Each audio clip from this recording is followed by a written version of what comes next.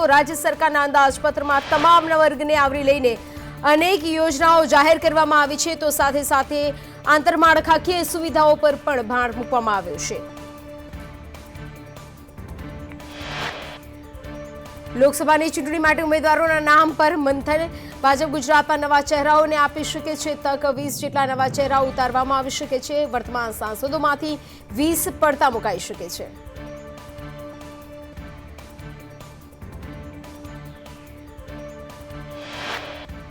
આજે ભાજપની રાષ્ટ્રીય ચૂંટણી સમિતિની બેઠક મળશે। લોકસભાની ચૂંટણી માટે ઉમેદવારોને લઈને મંથન। પીએમ મોદી અને અમિત શાહની હાજરીમાં થશે ચર્ચા। 8 રાજ્યોના ઉમેદવારોના નામ પર મંથન। ઉમેદવારોની પ્રથમ યાદી જાહેર થઈ શકે છે। બેઠક બાદ ઉમેદવારોની યાદી જાહેર થશે। 100 થી 120 ઉમેદવારોના નામ જાહેર થઈ શકે છે। ગુજરાતની કેટલીક બેઠકના ઉમેદવાર જાહેર થઈ શકે છે।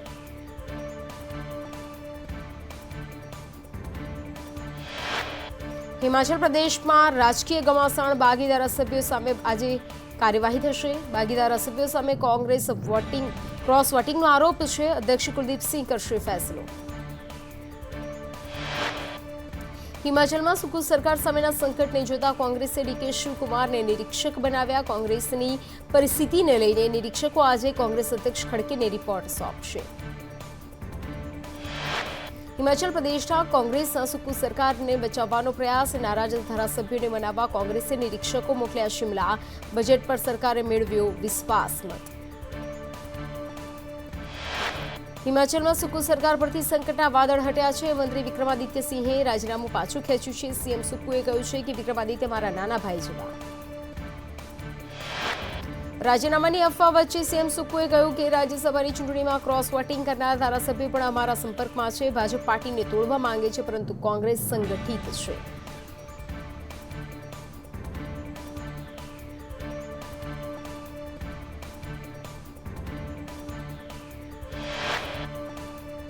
હિમાચલ પ્રદેશમાં રાજકીય સંકટ વચ્ચે સીએમ સુખવિન્દરસિંહ સુક્કુ માતા તારાદેવીના મંદિરે દર્શન કરવા પહોંચ્યા। સીએમ સુક્કુએ શિમલામાં આવેલા મંદિરના માતા તારાદેવીનું પૂજન અર્ચન કરીને આશીર્વાદ લીધા। કોંગ્રેસના નેતા પ્રિયંકા ગાંધીએ ટ્વીટ કર્યું કે હિમાચલના 25 ધારાસભ્યવાળી ભાજપ 43 ધારાસભ્યવાળી બહુમતીવાળી કોંગ્રેસને પડકાર ફેંકી રહી છે। સ્પષ્ટ છે કે ભાજપ હોર્સ ટ્રેડિંગ પર નિર્ભર છે। હિમાચલ પહોંચેલા કોંગ્રેસના નિરીક્ષક જયરામ રમેશે જણાવ્યું હતું કે ધારાસભ્ય સાથે વાત કર્યા પછી અમે પગલાં લઈશું અને કડક નિર્ણય લેવામાં અટકાઈશું નહીં। વડાપ્રધાને યુપીએ સરકાર પર પ્રહાર કરતા કહ્યું કે સત્ય કડવું છે, પરંતુ હું યુપીએ સરકારને સીધો દોષ દેવા માંગુ છું। આજે હું અહીં જે પ્રોજેક્ટ લઈને આવ્યો છું તો અહીંના લોકોની દાયકાઓથી માંગ હતી। વડાપ્રધાન નરેન્દ્ર મોદીએ તમિલનાડુના થુથુકુડીમાં 17,300 કરોડના પ્રોજેક્ટનો શિલાન્યાસ કર્યો, જેમાં દેશનું પ્રથમ હાઇડ્રોજન હબપોર્ટ અને ઇનલેન્ડ વોટરવે વેસલનો સમાવેશ થાય છે। કેરળમાં યુનાઇટેડ ડેમોક્રેટિક ફ્રન્ટ જોડાણમાં સીટ શેરિંગ પર સહમતિ સંધાઈ। 16 બેઠક પર કોંગ્રેસ ઉમેદવારો ઉતારશે, જ્યારે 4 બેઠક પર સહયોગી પક્ષો લડશે ચૂંટણી।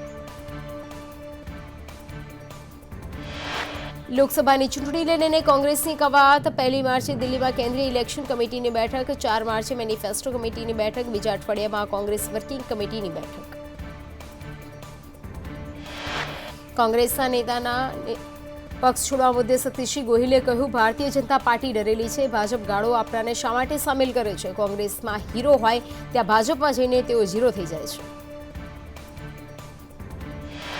શક્તિસિંહે વધુમાં કહ્યું, વર્ષ 2017માં 17 ધારાસભ્યો ભાજપમાં ગયા હતા। વર્ષ 2017માં 15 એમએલએ ચૂંટાયા નથી। ફરી એકવાર કેટલાક લાલચ અને કેટલાક નેતાઓને ધમકી આપી ભાજપમાં લેવામાં આવે છે।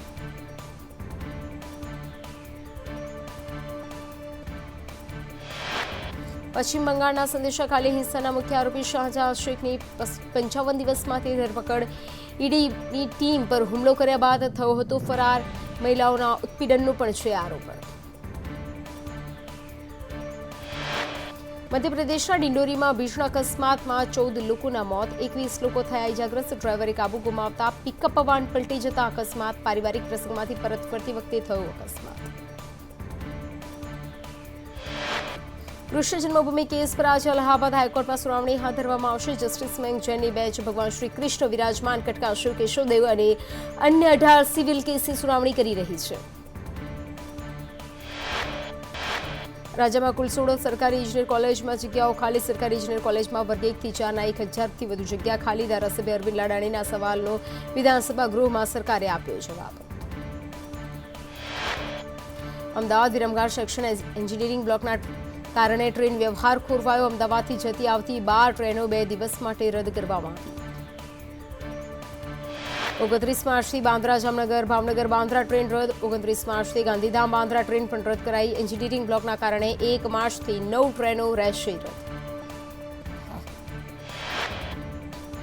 જામનગર બાંદ્રા હમસફર અમદાવાદ વેરાવળ ઇન્ટરસિટી રદ. વેરાવળ અમદાવાદ ઇન્ટરસિટી. વડોદરા જામનગર ઇન્ટરસિટી રદ. જામનગર વડોદરા ઇન્ટરસિટી. બાંદ્રા ભાવનગર સ્પેશિયલ રદ. તો આ સાથે જ અમદાવાદ વિરમગામ મેમુ વિરમગામ અમદાવાદ મેમુ રદ. બાંદ્રા ગાંધીધામ ટ્રેન પણ રદ કરાઈ. સતત 3 દિવસથી રાજકોટનું આઈટીનું સર્ચ ઓપરેશન. લદાણી એસોસિએટ સહિત બિલ્ડર્સને ત્યાં સર્ચ. 250 કરોડના બેનામી વ્યવહારો મળી આવ્યા. રોકડ અને સોના ચાંદીના દાગીના કબજે લેવાયા. બિલ્ડર દાનુભા જાડેજા અર્જુન જાડેજાને ત્યાં સર્ચ ઓપરેશન. મહિપતસિંહ ચુડાસમા મનીષ જાગાણીને ત્યાં સર્ચ ઓપરેશન. દસ્તાવેજોની ચકાસણી બાદ કરચોરીનો આંકડો વધી શકે છે. ગેલેક્સી ગ્રુપના મનીષ જગાણીની ઓફિસ સીલ કરાઈ. ભાવનગર માર્કેટયાર્ડના ચેરમેન પદ માટે ખેંચતા ક્ષત્રિય કોળી અને પટેલ સમાજના સભ્યોની દાવેદારી. દિગ્વિજયસિંહ ગોહિલ અને સંજયસિંહ ગોલે પ્રબળ દાવેદાર. 7 માર્ચે ચેરમેન અને વાઇસ ચેરમેનની ચૂંટણી યોજાશે. સાબરડેરીની ચૂંટણી માટે ભાજપના મેન્ડેટ જાહેર. ઈડરથી અશોક પટેલ, વડાલીથી ઋતુરાજને મેન્ડેટ. ખેડબ્રહ્માથી પૂર્વ ડિરેક્ટર રામા પટેલને મેન્ડેટ. કિસાન મોરચાના પ્રમુખ હિતેશ પટેલનું નામ કપાયો. સાબરડેરીના પૂર્વ વાઇસ ચેરમેનને મેન્ડેટ નહીં. બનાસકાંઠામાં નકલી અધિકારી બની ઠગાઈ મુદ્દે તપાસ. પોલીસે અલગ અલગ 3 ટીમ બનાવી તપાસ હાથ ધરી. ભાવનગરના ભાવેશ ડાભીને નકલી અધિકારી બની છેતર્યા. 2 શખ્સોએ ખેડૂતો પાસેથી ₹10,68,000 પડાવ્યા. બનાસકાંઠામાં બસુ ગામે જમીન પચાવી પાડવાના આક્ષેપને લઈને આદિવાસી પરિવારના 2 દિવસથી ધરણા. તલાટી અને સરપંચે જમીન પચાવી પાડવાનો આક્ષેપ. પરિવારનો ધરણા ન્યાયની માંગણી કરતો વિડીયો વાયરલ. ગીર સોમનાથમાં 33મી અખિલ ભારતીય વીર સાવરકર સમુદ્ર તરણ સ્પર્ધા યોજાઈ. 37 તરવૈયાઓએ અરબી સમુદ્ર સાથે બાથ ભીડી. ચોરવાડથી વેરાવળ સુધી વીર સાવરકર સમુદ્ર તરણ સ્પર્ધાનું આયોજન. જામનગરમાં અનંત અંબાણીનું પ્રી વેડિંગ ફંક્શન. 3 દિવસનું પ્રી વેડિંગ ફંક્શન આવતીકાલથી શરૂ થશે. બોલિવૂડના સ્ટાર સહિતના મહેમાનો જામનગર પહોંચ્યા. સલમાન ખાન, શાહરૂખ ખાન પણ ફંક્શનમાં પહોંચ્યા. અભિનેત્રી જાહ્નવી કપૂર, માનુષી છિલ્લર જામનગર પહોંચ્યા. વિશ્વભરમાંથી મહેમાનો પ્રી વેડિંગ ફંક્શનમાં રહેશે હાજર. અનંત અંબાણી અને રાધિકા મર્ચન્ટના પ્રી વેડિંગ ફંક્શનની શરૂઆત અન્ન સેવા સાથે થઈ. મુકેશ અંબાણી સહિત વર અને વરરાજાએ ગામના લોકોને ભોજન પીરસ્યું. 51,000 લોકોને ભોજન કરાવ્યું. જૂનાગઢ પીઆઈ તરલ ભટ્ટ તોડકાંડમાં વધુ ખુલાસા. તોડકાંડના લિંક દ્વારા કરવામાં આવતું હતું કામ. તરલ ભટ્ટના નજીકના સાથી દીપ શાહની ધરપકડ. તરલ ભટ્ટે બેંક ખાતાની વિગતો દીપ શાહને આપી હતી. બિરજુ શાહે પણ દુબઈથી નાણાં મોકલ્યા હતા. દુબઈની શ્રીનાથ આંગડિયાના નાણાં મોકલ્યા હતા. આંગડિયા પેઢીના માલિકની પણ પૂછપરછ કરાઈ. રચનપોળ આંગડિયા પેઢીના 27 લાખનું કુરિયર કર્યું હતું. દીપ શાહે કિરણના નામથી નાણાં રિસીવ કર્યા હતા. તરલ ભટ્ટ ફરાર થયા બાદ દીપ શાહના સંપર્કમાં હતો. ઉજ્જૈનમાં તરલ ભટ્ટ દીપ શાહના આઈડી પર રોકાયો હતો. દીપ શાહે તરલ ભટ્ટ પાસેથી કમિશન પેટે 10 લાખ લીધા હતા. પાલનપુરના ઘરકંકાસમાં દંપતીએ ઝેર ગટગટાવી લેતા પતિનું મોત. પતિની સારવાર હેઠળ પોલીસે અકસ્માતે મોતનો ગુનો નોંધી વધુ તપાસ હાથ ધરી. ભાવનગરના તળાજાના પીંપળી ગામે ડબલ મર્ડરનો કેસ. હત્યાના મુખ્ય સૂત્રધાર પતિના પોલીસ પર આક્ષેપ. પોલીસે મારામારી હત્યાની કબૂલાત કરાવ્યાના આક્ષેપ. રણજીત યાદવના પત્નીનું મુખ્યમંત્રી સમક્ષ નાર્કો ટેસ્ટની માંગ કરી. સુરત કતારગામમાં કરોડોના લૂંટનો કેસ. લૂંટની રકમ લઈને પોલીસ અસમંજસમાં. પોલીસે 8 કરોડની લૂંટની ફરિયાદ દાખલ કરી. ગઈકાલે 1.40 કરોડની લૂંટની ફરિયાદ નોંધી હતી. સુરત પોલીસ પાસે માત્ર લૂંટાયેલી વાન હાથ લાગી છે. વાનમાં સવાર 4 લોકો પર એક લૂંટારૂ ભારે પડ્યો. સજ્જનન ટેકનોલોજી નામની કંપનીની રોકડની લૂંટ. હીરાકામ માટે ઉપયોગી લેઝર મશીન બનાવે છે કંપની. રોકડ અને લૂંટારો વચ્ચે લોખંડની ગ્રીલ છતાં નાણાં સોંપી દેવાયા. એક લૂંટારો 3 રિક્ષા બદલી કિરણ હોસ્પિટલ સુધી પહોંચ્યો હતો. રાજ્યમાં આવતીકાલથી 2 દિવસ માવઠાની આગાહી. અમરેલી, ભાવનગર, પોરબંદરમાં માવઠાની આગાહી. દ્વારકા અને કચ્છમાં કેટલાક ભાગોમાં પડી શકે છે વરસાદ. ઉત્તર ગુજરાતના કેટલાક જિલ્લાઓમાં પડી શકે છે વરસાદ.